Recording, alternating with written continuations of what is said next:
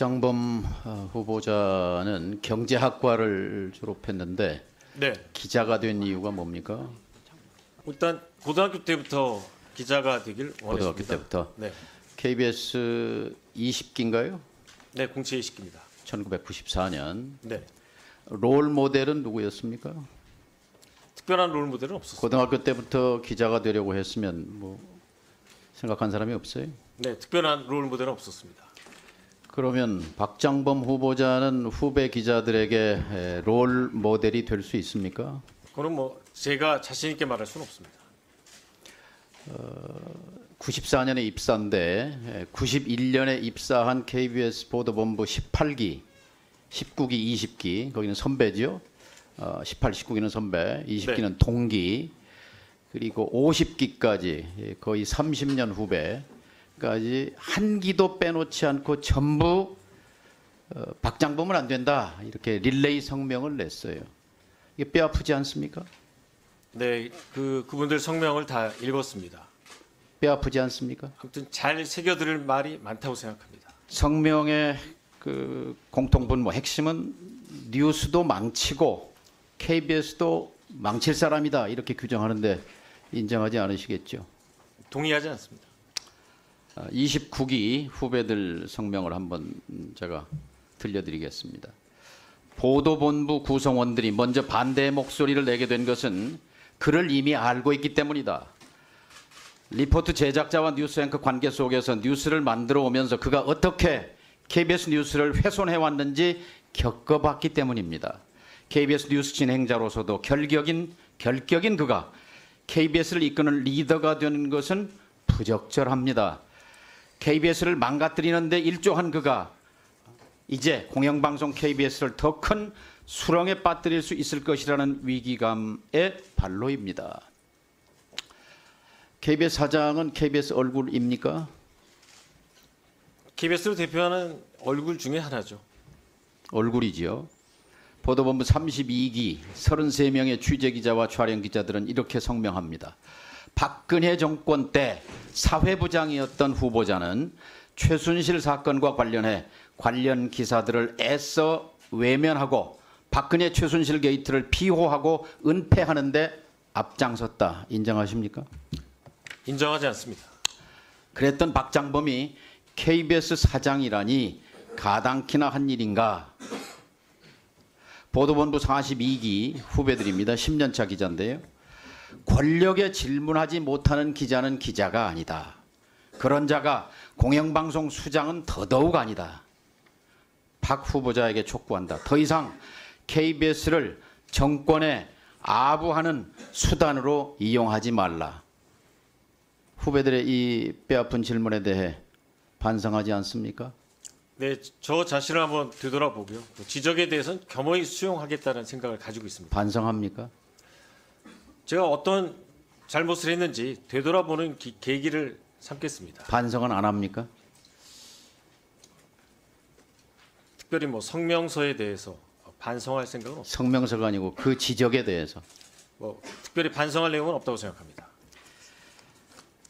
만일 대통령을 인터뷰하는 기자가 이렇게 질문한다면 대통령이 야당과 소통하지 않는다. 그래서 야당은 대통령을 독재자라고 부른다. 어떻게 생각하십니까? 이런 질문을 한다면 이것은 기자의 질문으로서 적절한 것입니까? 아닙니까? 제가 이제 할 수 있습니까? 후배 기자가 한 프로그램에 대해서 평가하긴 뭐하지만요. 아니 저라면 그렇게 문재인 기자가 전 질문한다면 대통령을 기자가 할 향해서 수 있는 질문인가요? 아닌가요? 저라면 문재인 전 대통령 향해서 독재자란 표현을 쓰지 않습니다. 문재인 정부 시절에 문 대통령과 신년 인터뷰한 같은 KBS 보도본부 출신 송현정 기자의 인터뷰 질문입니다. 대통령이 많이 불편했을 것입니다만 권력에 질문하지 않는 자는 기자가 아니다라는 후배들 성명에 부합하는 질문입니다. 후보자는 윤 대통령에 대해서 조만한 파우치에 대해서 질문했습니다. 대통령에 대해 불편한 질문입니까? 대통령의 심기를 생각한 질문입니까? 그 주제 자체가 대단히 불편한 질문이었을 거라고 생각합니다. 후보자는 혹시 타임지 편집장이 쓴 아부의 기술이라는 책을 본 적이 있습니까? 없습니다. 아부는 인간의 본능이고 아부는 기술이다. 아부는 특별한 목적을 추구하는 기술이다. 파우치는 아부라고 생각하는 국민이 많은데 인정하십니까? 파우치는 사실, 팩트입니다. 상품명입니다. 조만한 파우치는 즉석에서 생각한 겁니까? 오래 생각해서 고민한 질문입니까? 조그만한 파우치라고 한 적은 없고요. 파우치라고 한 다음에 영어를 풀어서 조그만한 가방이라고 했습니다. 사전에 조만한 나오는 표현입니다. 가방, 조만한 가방 파우치, 매치나 되치나 마찬가지입니다. 파우치라고 말할 때 시청자는 누구였습니까? KBS 프로그램을 보는 분들이 시청자죠. KBS를 보는 시청자들이 파우치를 알아들을 사람이 몇 %나 될까요? 그래서 이 파우치라는 용어를 쓴 다음에 외래어를 쓴 다음에 저는 텔레비전 보도에서 파우치라는 말을 처음 들었습니다. 그 시청자는 윤 대통령과 그 부인이었을 것입니다.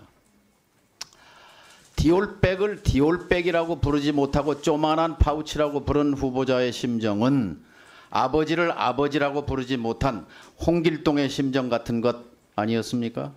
위원님, 저는 백이라는 표현도 수차례 사용했습니다. 기자 지망생들에게 필독서가 있어요. 저널리즘의 기본 원리라고 하는 빌 코바치의 책입니다. 혹시 본 적 있습니까? 없습니다. 이 저널리즘의 기본 원리 핵심 원칙 10가지를 서술하는데 그중에 1번, 2번이 뭐냐면 독자와 시청자를 속이지 말라. 절대로 조작하지 말라. 이 두 가지입니다. 디올백을 조만한 파우치라고 돌려 말한 것은 명백히 시청자를 속인 것입니다. 조작한 것입니다. 인정하십니까? 기자한테 제일 중요한 것은 팩트 파인딩이고요. 그 공식 명칭은 디올 파우치입니다. 사실과 다른 박장범 부분이 있다면 후보자는 사과를 언론인 하겠습니다. 맞습니까? 저널리스트 맞습니까? 네, 맞습니다. 저널리즘의 어원을 아십니까? 대선배님께서 말씀해 주시면 경청하겠습니다. 생각해 본 적이 없습니까? 저널리즘의 어원에 대해서 라틴어로 들어본 적 없습니까? 저널리스트로 30년을 살아왔는데 저널리즘의 기원을 모른다는 건 이해가 안 됩니다. 모릅니까? 말씀해 주시면 경청하겠습니다. 그러니까 모르냐고요. 모르면 알려드릴게요.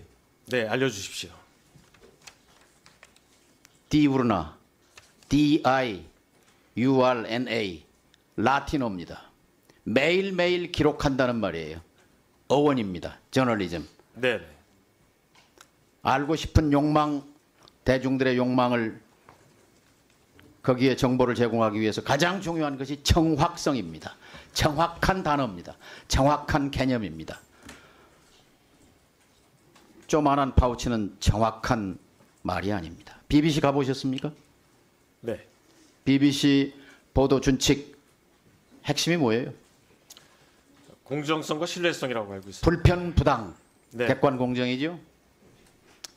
위장 전입은 그렇게 명확하게 사과하면서 이 조만한 파우치에 대해서는 좀 시원하게 사과할 용이 없습니까? 위원님, 조그만한 파우치라고 한 적이 없고요. 파우치에 대해서. 파우치에 대해서 사과할 용이 없어요? 사실관계가 틀렸으면 제가 사과합니다. 하지만 그 제품의 사과할 공식 이유는 세 가지입니다. 첫째, 권력에 대한 아부가 명백하기 때문입니다. 두 번째, KBS의 명예를 실추했기 때문입니다. 세 번째, 국민의 눈높이에 이것은 부정확한 표현입니다. 국민은 파우치를 모릅니다. 네, 의원님 말씀과 지적 잘 새겨 듣겠습니다. 사과하시는 게 좋을 것 같습니다. 권력의 눈치를 보는 언론, 저널리즘, 권력에 봉사하는 저널리즘, 언론은 저널리즘이 아니고 언론이 아닙니다. 민주 공동체를 파괴하는 일입니다. 저널리즘이, 언론이 충성해야 할 대상은 시민입니다. 동의하십니까? 네, 맞습니다. 동의하신다면 깨끗하게 사과하십시오. 부적절한 표현이었다고. 거듭 말씀드린 것처럼 그 파울 디우치는 상품명입니다.